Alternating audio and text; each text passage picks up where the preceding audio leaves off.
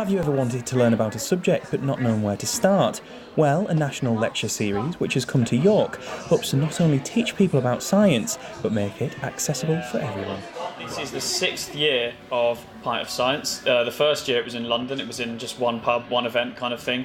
And in those 6 years it's become a global phenomenon. So I think this year we've got 300 cities across 25 countries.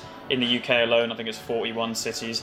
What Pint of Science is essentially is it's your local researchers from that town, wherever you are, coming to the pub, talking about their work. And I think it really works well that way because it's a far less formal setting, it's more engaging, a bit more accessible.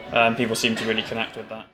From understanding ourselves to Yorkshire's bioeconomy, this lecture series hopes to cover a wide range of topics in hope to quench people's thirst for knowledge. So today I would like to introduce bioeconomy and how we can implement and grow bioeconomy specifically in the north of England, focusing on bioeconomy in the Yorkshire and the Humber region. We start realizing that obviously the fossil resources are going to run away and they're not going to be with us forever. So we have to find an alternative way of generating energy, on producing different products and chemicals, textiles, plastics and so on. And we have to move towards more sustainable future by using biological resources. Scientists have outlined by using plants, microbes, biomass and bio-waste, we can create a number of products as well as energy without the need for fossil fuels entirely. So the recent science and innovation audits show that actually our region is a front runner when it comes to research and development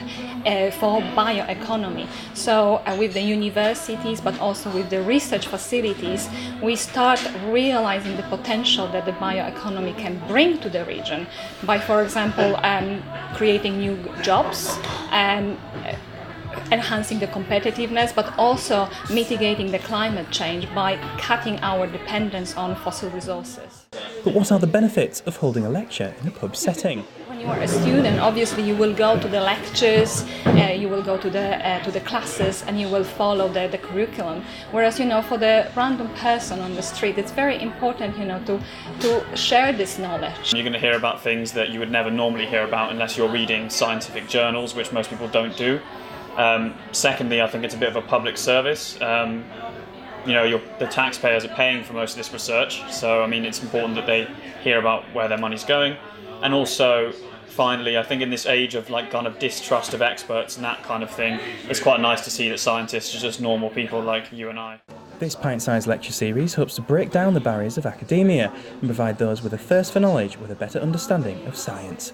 York Atkinson, that's TV.